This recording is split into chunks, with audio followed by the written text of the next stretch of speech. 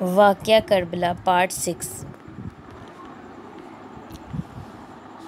زید نے حکم دیا کہ اسیروں کی رسیاں کھول دی جائیں اور سیدانیوں کو شاہی محل میں پہنچا دیا جائے۔ یہ سن کر حضرت زینب رو پڑیں اور انہوں نے گلو کی آواز میں کہا، تو اپنی حکومت میں رسول زادیوں کو گلی گلی پھرا چکا، اب ہماری بے بسی کا تماشا اپنی عورتوں کو نہ دکھا۔ ہم خاک نشینوں کو کوئی ٹوٹی پھوٹی جگہ دے دے جہاں سر چھپا لیں۔ بالآخر یزید نے ان کے قیام کے لیے علیحدہ مکان کا انتظام کیا۔ امام کا سر مبارک یزید کے سامنے رکھا ہوا تھا اور بدبخت اپنے ہاتھ کی چھڑی کے ساتھ پیشانی مبارک کی گستاخی کر رہا تھا۔ صاحب رسول حضرت سلمہ نے ڈانٹتے ہوئے کہا، ظالم، یہ بوسہ گاہ رسول ہے، اس کا احترام کر۔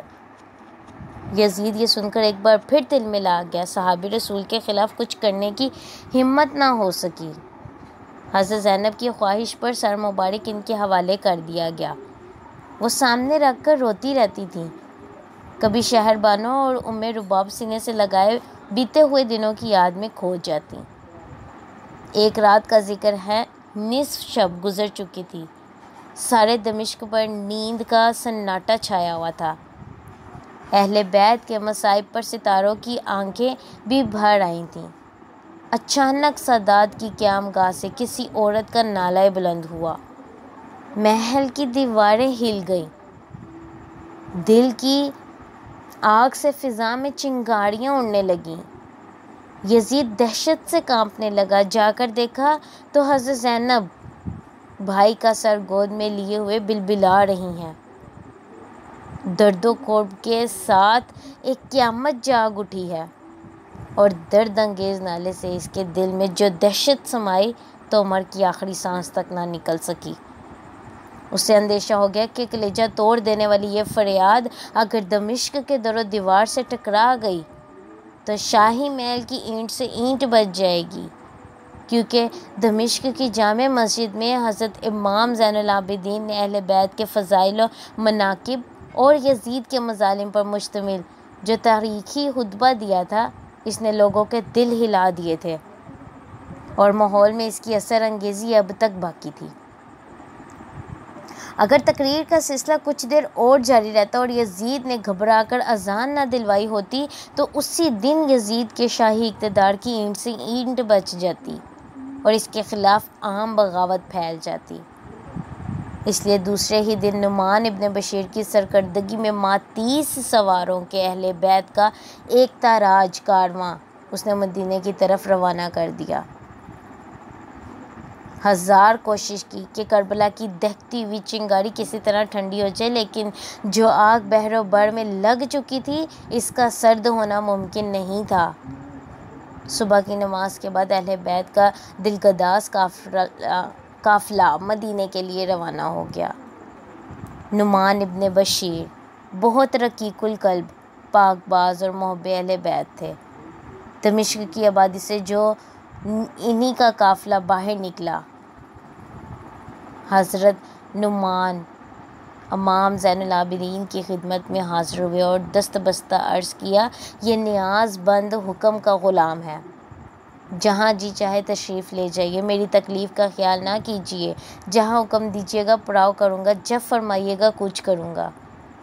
کچھ لوگوں کا کہنا ہے کہ حضرت زین العابدین وہیں سے کربلا واپس ہوئے اور شہدائے اہل بیت کو دفن کیا، اور کچھ لوگ کہتے ہیں کہ کربلا کے آس پاس کی آبادیوں کو جب خبر ہوئی تو وہ ماتم کرنا آئے اور شہیدوں کی تجہیز و تکفین کا فرض انجام دیا۔ آخر الذکر روایت زیادہ قابل اعتماد ہے۔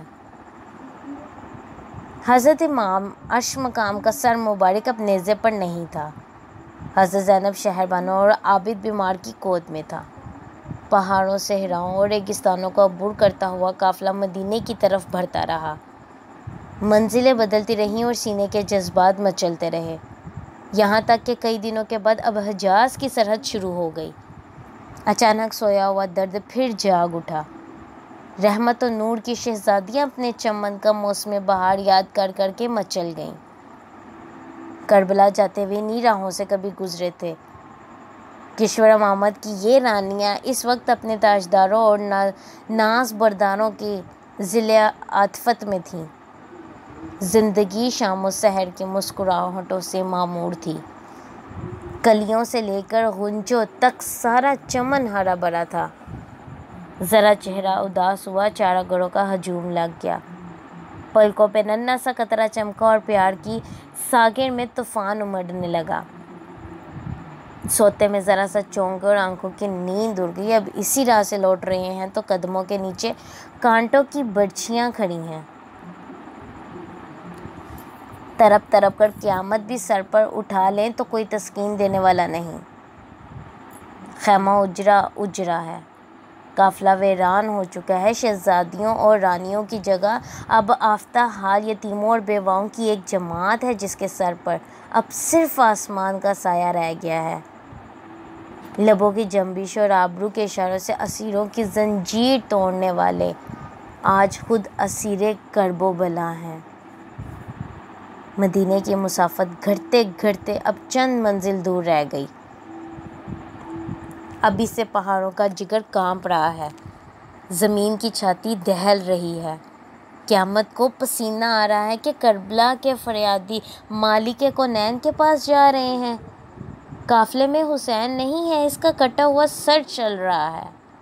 استغاثے کے ثبوت کے لیے کہیں سے گواہ لانا نہیں۔ بغیر در کا حسین جب اپنے نانا جان کی تربت پر حاضر کیا جائے گا تو حاکدانِ گیتی کا انجام دیکھنے کے لیے کس کے ہوش سلامت رہ جائیں گے؟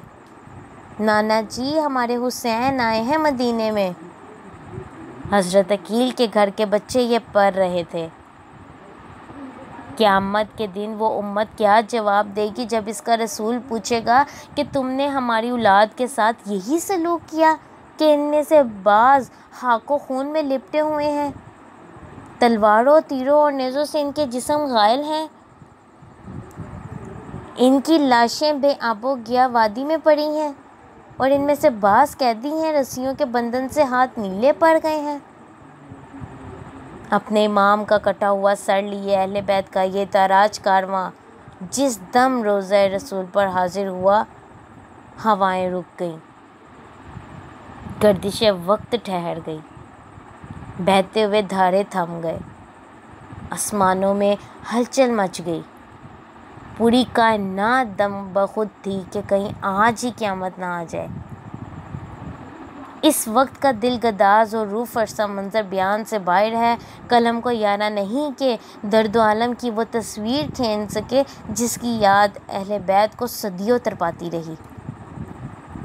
اہل بیت کے سوا کسی کو نہیں معلوم کہ حجرہ عائشہ میں کیا ہوا، حجرہ عائشہ میں کس نے کیا کہا، کربلا کے فریادی اپنی نانا جان کی تربت سے کس طرح واپس لوٹے۔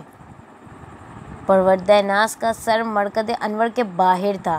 رحمت کی جلوہ گاہ خاص میں جب جنت کے پھول ہی ٹھہرے تو نرگس کے چشم محرم سے اہل چمن کا کیا پردہ تھا۔ برزخ کی دیوار تو غیروں پر حائل ہوتی ہے، اپنی ہی گود کے پروردوں سے کیا حجاب۔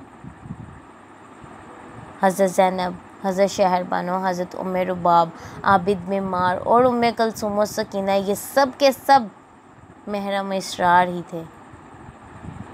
اندرون خانہ کیا واقعہ پیش آیا کون جانے۔